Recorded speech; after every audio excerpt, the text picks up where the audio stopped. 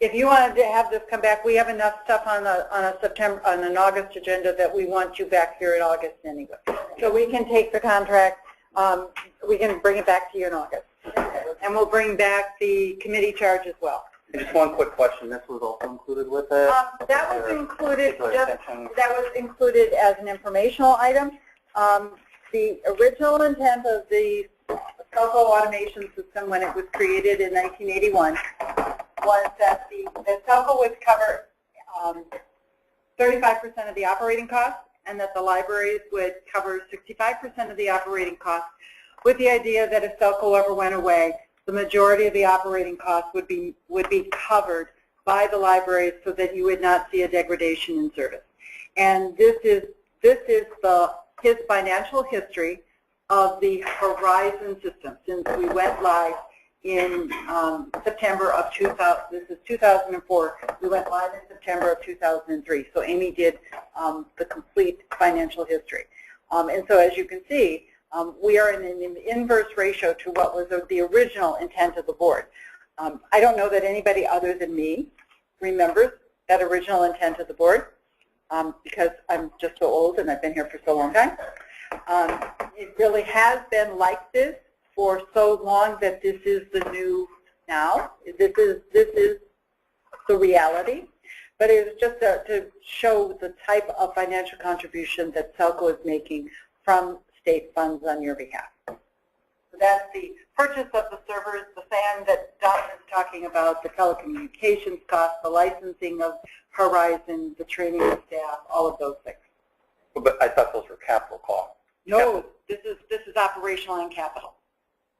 This is what it costs to run the system. Oh, okay. This is automation cost. I'm thinking automation fees in my mind. So the automation fees is the blue, the light blue. The dark blue is SELCO's contribution, which basically comes from our state funds, right? It comes from the state funds appropriated by the legislature to SELCO. Yes. And I have one more question that we can talk about the answer later in August. What happens to a library when the timeline for it not getting signed? Is it at the end of the year, or what time does the re-signing start? You know, so it's year 4.5, you start the process, and what happens if it starts to be year 5.8 and my board's just horrible and they won't sign it and blah, blah, blah. You know, before things just continued, no news was good news, right? So I don't know if there needs to be anything in there or not. A deadline? We could add some type of clause that talks about the fact that, you know, if there's an unexpected delay, that the library needs to communicate with SELCO its intent or to develop a plan. The original, there was a letter of intent to participate and then this contract. And there was a requirement that libraries had to sign a letter of intent in 2002 by a certain deadline, or you were not going to be included in the planning for the new ILS. We wanted to know, okay, when we went forward, because we had to deal with contracts and the negotiations with Dynex at the time were based on the number of seats that we were licensing and the size of the database and what we were moving and what they were migrating and what they were receiving. And so we had to be much harder. I would think that if I added a clause about the fact that if something happens, you know, as long as you're communicating with us as to why, what's happening. Because yeah, board meetings get canceled, there's bad weather, the director is sick. Okay. Okay, let's go ahead and move on to, now Cheryl, we've not got a lot of time here, so do you think you can cover these two topics? Or, sorry, borrow record view. Do you think you can cover it relatively quickly, or? Do you want to skip that and go to long-term CERC, and then if there's time, come back to it? I can probably do it in 5 minutes. Just do you have? I would propose, since we just got Tom in here, we move to that point. Sure, we can do that. We can do that real quick. So this is Tom Rafka. He is our new network specialist. Tom comes to us with a bachelor's in computer science with a specialization in network security. He is a former systems administrator and worked at DataSmart in Rochester supporting both networks as well as servers.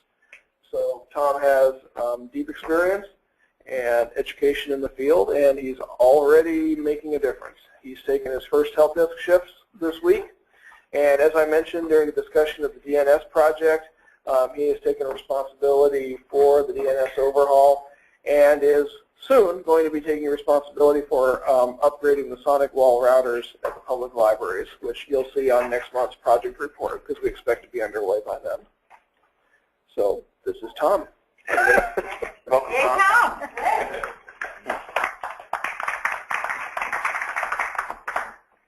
I know most of you have your signs, but do you want to go around and just say who you are?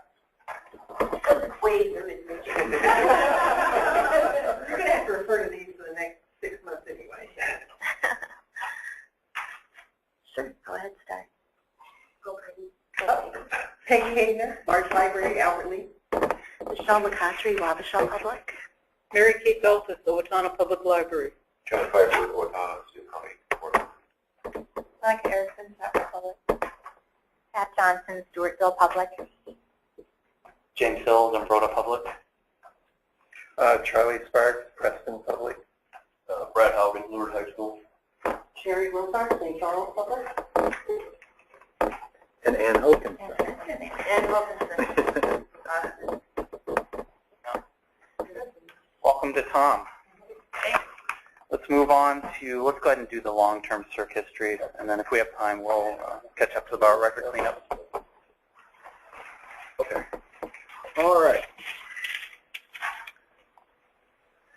So there was a fairly lengthy document in your packet. Time is kind of the essence. I will ask if people had a chance to go through that, or would they like me to summarize it? I do have one question. How does, if we decide to keep this data where it's accessible to us, what about a Patriot Act? He Well, says they can get it anyway, but if you received a Patriot Act, my understanding is that you would need to refer those authorities to us, since we are the ones who are maintaining the automation system. I didn't know that, so that was good to know. So you would contact us immediately, Okay. and now that does not exempt you necessarily from the terms of the subpoena. For example, I'm not an expert in the subpoena, in the Patriot Act, but I know you're not supposed to talk about it and things like that, and you would certainly be bound by all that. But you don't have the data. Absolutely, absolutely. But you don't have the data. You don't have the access to the servers to give them what they're looking for, unless it was something like, you know, your internet use, and maybe you have a clipboard with internet users on it. That's a different matter. So we are still subject to those subpoenas. That hasn't changed. The idea that the data is not accessible because we are not keeping the search history is kind of a false sense of security. The data is in there. It's just a question of how easy is it to get out. So we don't feel that keeping this data exposes us to subpoenas or Patriot Act actions any more than we already are. It just means now we actually can look at the data in a much easier to access format that we can mine for data. Okay, thank you. When I read it, I thought it sounded great. I think we should do it. That's my motion. I second it. Heard the motion and the second. Is there any further discussion? I thought it was a dangerous thing. I also think data is better employed at looking at what will happen in the future, not what has happened in the past. Sometimes the past is very helpful. It is my turn. I just telling you, you know, I really have serious concerns. Jonathan? Yes. I agree with Mary Kate. I read it over and had my staff look at it. We also have some concerns about it. I'm kind of the opposite. In our staff meeting this morning, I talked that I thought it was probably something was going to happen. and we were all excited. I'm really excited for the weighting I can do now, if I can actually see, you know, how many times an item has been checked out in the past year, the past 2 years. They're very excited that if a patron wants to know what they've checked out, now they have a history because they have a lot of requests for that. Sure. And I look at privacy right now.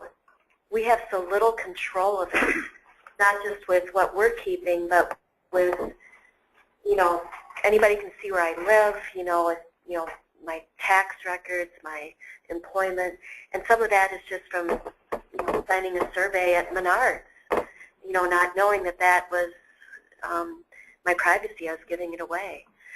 It's creepy all over. Our whole entire life is creepy that we cannot control our privacy. And I don't, you know, we tried the library, but I think that the benefits are so much more. And the privacy is out of our hands already, unfortunately. With private companies, not so much government, but private.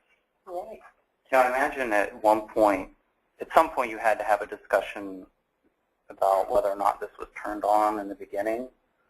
At that time, was there negative reaction? Or, you know, I remember when the Patriot Act, everyone was, oh, you know, on privacy concerns and all that.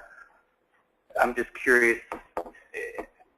The reason I'm asking is I would hate to vote on something that there have been concerns by others about. I don't want to go back as representative to my library directors that I'm in touch with and say this happened and have them say, what?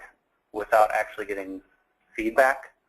I'm not saying I disagree with this because I am actually in favor of it, but I can give a little history on that. There has never been a discussion either way on this. When we first went onto the Horizon system in 2003, this was not an option.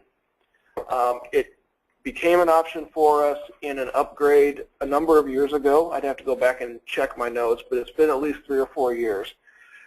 At the time, we elected not to do anything with it. We didn't turn it on. We elected not even to have a conversation. Our plate was full with other things. This seemed like it was going to be controversial. We didn't really feel a great need to start collecting the data. So we just said, that's nice. We're not going to do anything about that right now. In retrospect, that's maybe a decision I might make differently now with some retrospect, but that's the decision that was made. What's changed over time is some of the things that Michelle is mentioning. We do feel like data is more and more out there. In the last few years, there's been increased emphasis on data mining and big data. You can't even turn on the news anymore without hearing that. And we've had a steady accumulation of help desk requests that could have been answered had we had this. So as Cheryl and I have become more and more interested in using data to make decisions, the Collection HQ project, for example, came from that same sort of conversation. We decided it was maybe time to take a fresh look at this. So there has not been a conversation. Is it turned on now?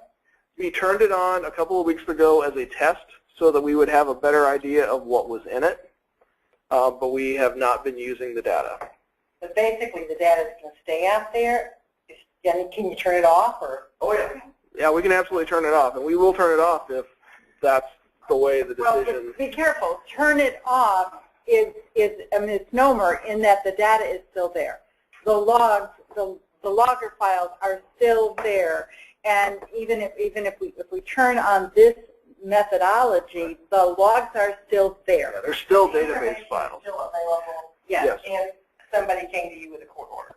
Absolutely. We have had a court order. We have produced the file. Okay, so it's there no matter what. So it's always been available no matter what. In a different It's format. just we're looking at, I don't mean to jump in. No, go ahead. Go ahead. Okay. But from my understanding of it, this is just a different way we would be able to access it in order to use the current tools that we have to pull some of this information out, to boost things like Collection HQ and other things. Is that correct? That's really correct. And not to do it, it would not protect. It would not, and that's really a critical distinction. And I'm going to ask you just to let me jump in real quick. And that's a critical point. The system has always collected this data ever since 2003. in the sense that it is a database system, and any database system needs to maintain a transaction log that you can use to ensure the integrity of the database, to roll back if necessary. It's part of backups. That data is not easy to work with, and we would certainly not try to use it to mine any kind of data from, because it's very complex to work with. It was not intended to be used for data mining. It's a systems thing. So what long-term SERC does is it saves that data in a much more accessible to us format so that we could actually use it. And that's why we don't think turning it on exposes us to the Patriot Act any more than we already are, because the government is certainly aware that any database system is going to have a transaction file, and they do have people on staff that would look at that. And if we ever tried to tell them, well, we can't give you that data because we don't save it, they would say, well, you're either ignorant of how your database works or you're trying to stonewall us. So we'll just go ahead and take the servers, and we've got some crack people that will get the data out. So, and that's why, to us, while we do feel it is a little bit of a watershed to start keeping this, if you really know the mechanics of what's going on under the surface, it's not that much of a change. Actually, I do know the mechanics, and part of those mechanics are that it says this data is also restricted by statute.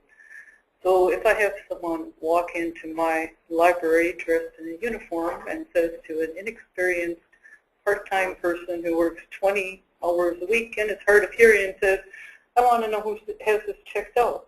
I can do all the training I want, but that uniform really tells a huge story. This isn't available to everybody. Well, and that's why I took it out of the client. Well, and that's a key point, because we could set it up so your staff has access to it, but in the document here, we did recommend probably not doing that. We recommend not having it show up in the Horizon client so that only SELCO staff have access to it for exactly that reason. I think that's a wise precaution.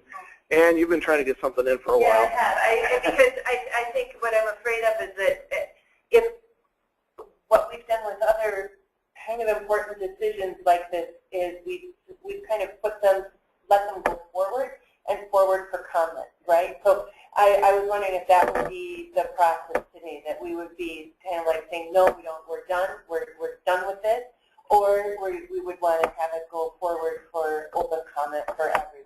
I think that kind of depends on the recommendation you want to give us. I think it would be a good idea. I think, and in my imagination, I was assuming that we would all have time to comment on it. Who can speak to the privacy statute? Ann, can you?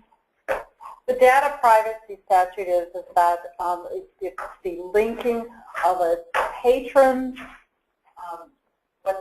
what is currently checked out or what is requested by individuals not living in the same household. So a roommate with no familial relationship, because you're living in the same household, can know what you're checked out, because the rationale was that if I send my roommate or I send my spouse to go pick up your books at the library, you will know what I'm reading. And you have to choose to opt out of that openness. The fact that I want to know, patron A, Ann, wants to know what patron S, Sherry, is reading, then no, I can't have that information, other than the fact that I might see her leaving the library with 5 romances, and I know that that's what she's having to Cheryl.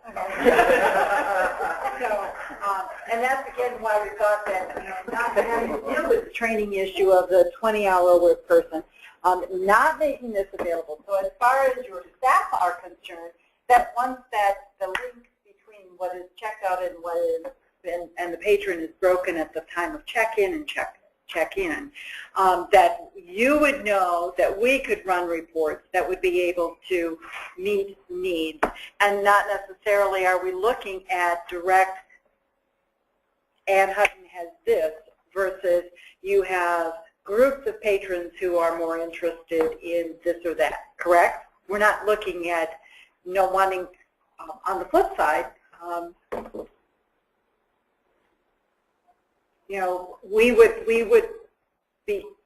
we have our own data privacy policy that we follow, that each staff member has to sign every year. So it's not a 3 or 5 or 10 year thing that we can forget about. They have to sign every single year. And if you were to ask us for something that we felt was inappropriate, we would tell you so.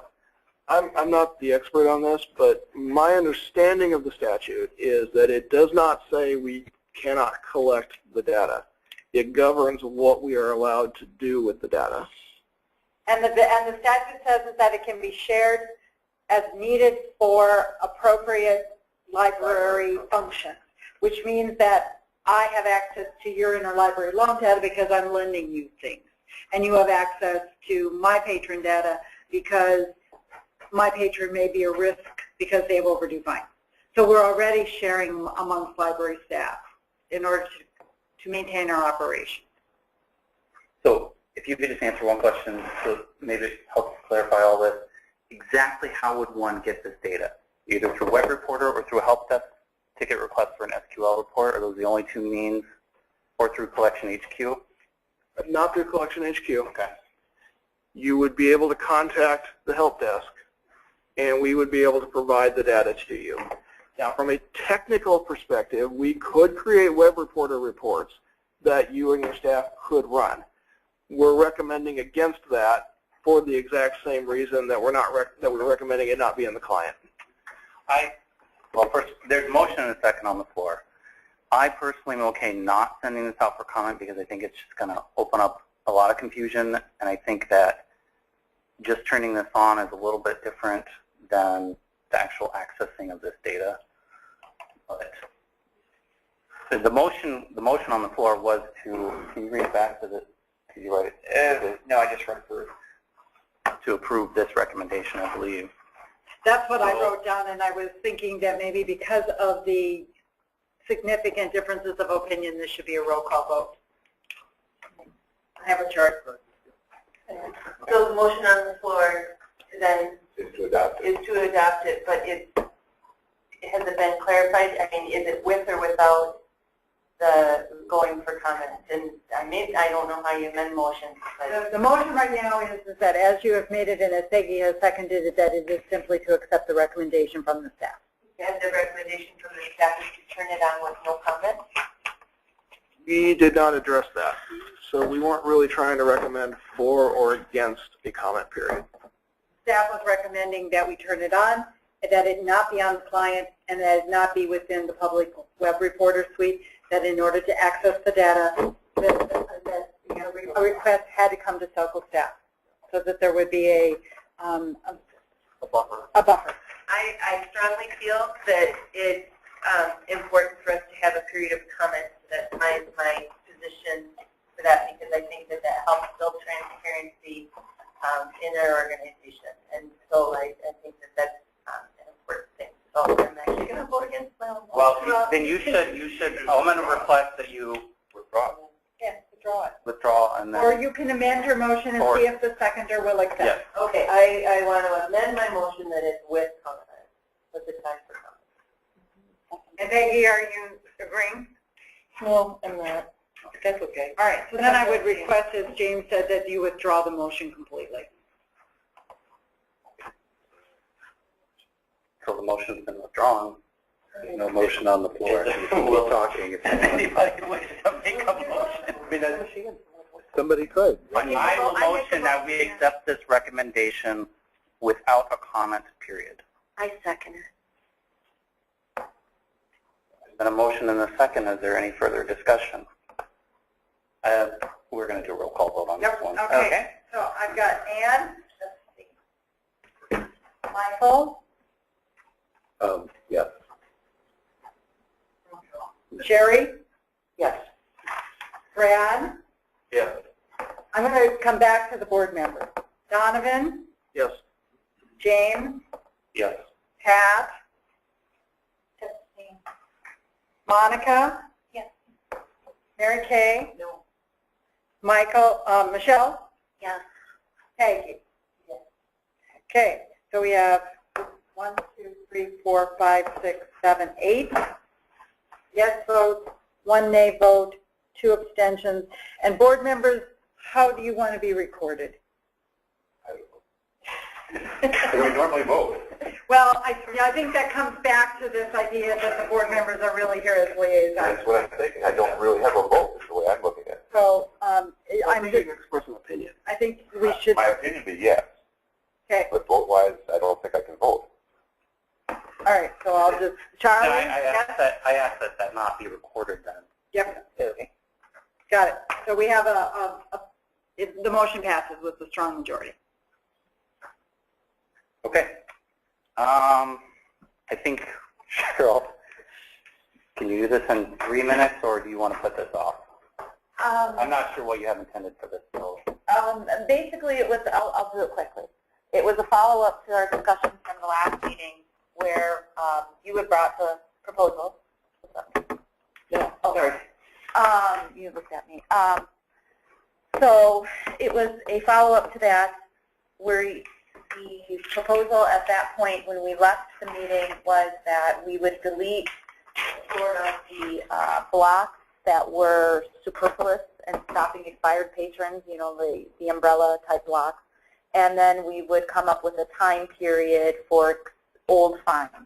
After that discussion, then it went to advisory, and I'm under the impression from advisory that you discussed the statute of limitations, and then Audrey sent out RPL policy, and then I had a conversation with Peggy, who seemed interested in moving forward quickly. So basically, I need to know what you all want to do with the time frame that we had discussed last time. Does it still work out that if you will send us a list and we can actually leave some people on that we never want to check out again, even though we know we're not going to ever collect the fine?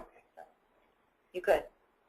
So I guess my question for you is, after seeing Audrey's borrower purge policy at RPL and thinking about the statute of limitations, do we want to move to just, do you want to delete expired borrowers who have fines that are more than 5 years, or more than 5 years? Of any amount. Of any amount. Of any amount? No. Well, remember, we can check them. In other words, if she sends us a list, I have someone that owes $115. I want to have to be proactive about that. Yes, we would. And that would be our responsibility to go down and say, okay, this person's never going to pay us, and we never want to see them with a card again. So we can leave that, even though we're knowing we're not going to collect it. Is that right, Cheryl? I think there's got to be a threshold on the fine limit for this, because I can already tell you that there's going to be a lot of negative reaction to saying anybody with any amount over 5 years. Because even if there's a statute of limitations, unless the patron comes up and says there is a statute of limitations on this, they're going to have no idea, and we will reject people who have significant fines. But I do think there comes a point where if you owe 10 cents, okay, fine, we'll purge you. But if you owe $100, I think it's a completely different situation. Also, fines versus actual lost or damaged materials is kind of... Well, I can differentiate between those. So I need parameters to delete stuff, to delete things. That's what I'm asking for. My understanding was that with the statute of limitations, if someone came and they did pay us by some fluke, they could actually come back and demand their money back if it's over that period. Is that correct? I am not aware. That is how Audrey presented it. Tyler, as a reference librarian, did some checking. We are uncertain with regards to state statute as to the actual legality of that. Now, there is obviously ordinances within the city as well as the county that Audrey may be working under, but you did not find anything other than a reference to government entities and a statute, state government entities and a statute of limitations, correct?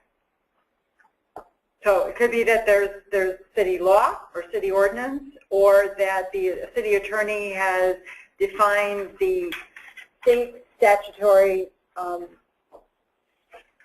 statute of limitations in that the cities and the counties are an extension of state government, but the law specifically talks about state agencies. And what it did say that there was a statute of limitations for collecting. We bought claims court 7 years, so I wouldn't imagine that.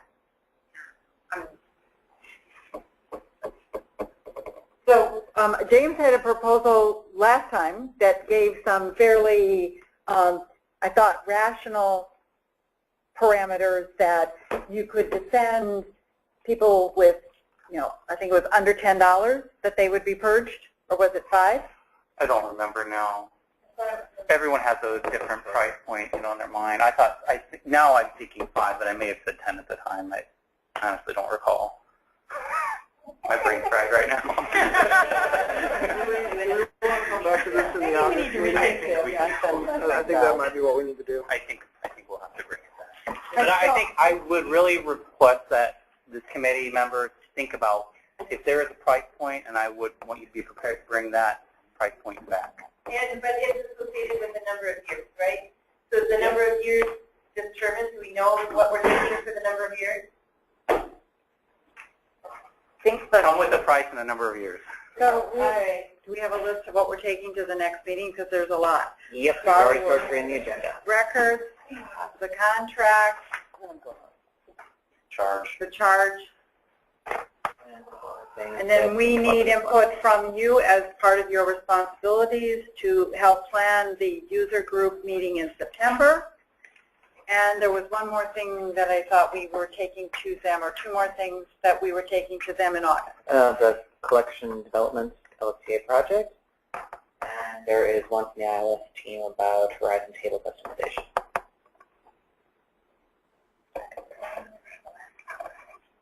So you have an agenda that right now has 1, 2, 3, 4, 5, 6 items on it. No, because we are asking that you meet in August. Would you remind me what's the date? The 21st. Yes, thank you.